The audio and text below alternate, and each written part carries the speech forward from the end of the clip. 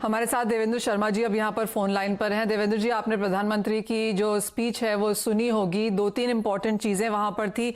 एक तो ये कि जो 80 करोड़ लोगों को 5 किलो गेहूं और चावल मुफ्त है, वो यहाँ पर अब दिवाली नवंबर तक इसको एक्सटेंड कर दिया गया है और 1 किलो यहाँ पर दाल भी इन सबको दी जाएगी। जैसे मनोज भी कह रहे थे कि फूड सिक्योरिटी को लेकर कोई चिंता नहीं है, रिजर्व सरकार के पास अच्छे खासे हैं। हम एक और सीजन शायद यहाँ पर रिकॉर्ड फूड ग्रेन्स का फिर से देखेंगे। सबसे पहले तो आप इस वितरण को कैसे देखते हैं और आपके इनिशियल कमेंट्स क्या हैं?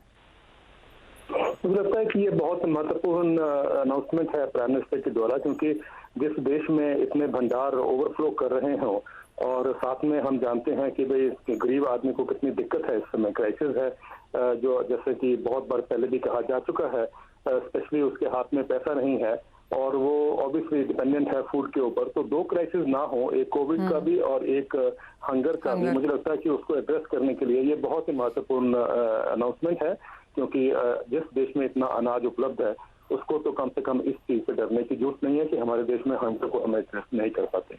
देवेंद्र जी, जो वितरण की प्रक्रिया है, प्रतिक्रिया है रादर, उसको आप कैसे देखते हैं? क्योंकि ये पहली बार नहीं है कि हम इस तरह का वितरण यहाँ पर होता हुआ देख रहे हैं। जो अन्न योजना का विस्तार यहाँ पर प्रधानमंत्री ने किया है, तो जो डिस्ट्रीब्यूशन ऑन ग्राउंड है उसको लेकर क्या फीडबैक है?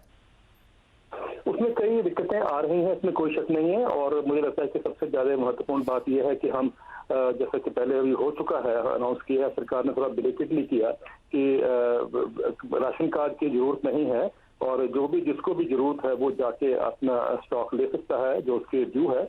ये एक इम्पोर्टेंट चीज है। लेकिन बहुत सी जगह से रिपोर्ट्स अभी भी आ रही हैं कि लोगों को जो उनका जितना ड्यू है, उनका जो राशन मिलना चाहिए वो नहीं मिल पा रहा है। एक तो वो है और एक समस्या दूसरी है कि भाई जो मोबाइल हैं लोग, यानी मतलब जो माइग्रेंट हैं, जो भी रास्ते में हैं या देश के प्रदेश के बाहर हैं, तो उनको भी दिक्कत आ रही है। मैं देख रहा हूं कि इवन पंजाब जैसे भी प्रदेश में बहुत से लोगों को जो कि माइग्रेंट है, जिनके पास राशन कार्ड किसी और स्टेट का है, अभी तक वो सिस्टम जो है इतना ठीक नहीं हो पाया कि सबको वो उपलब्ध हो जाए। देवेंद्र जी, एक और चीज, क्योंकि मॉनसून का समय है, बुआई का समय है यहाँ पर, और प्रधानमंत्री ने एक और जो चीज कही वो ये कि गांव में जो श्रमिक हैं उनको रोजगार के लिए भी यहाँ पर बहुत जल्दी अभियान शुरू किया जाएगा। ये बात हमने पहले भी यहाँ पर की है, क्योंकि जब पिछली जो फसल थी, जब उसकी कटाई का काम, उसका डिस्ट्रीब्यूशन का काम चल रहा था, उस टाइम पर भी माइग्रेंट इशू था, लेबर नहीं मिल रहा था।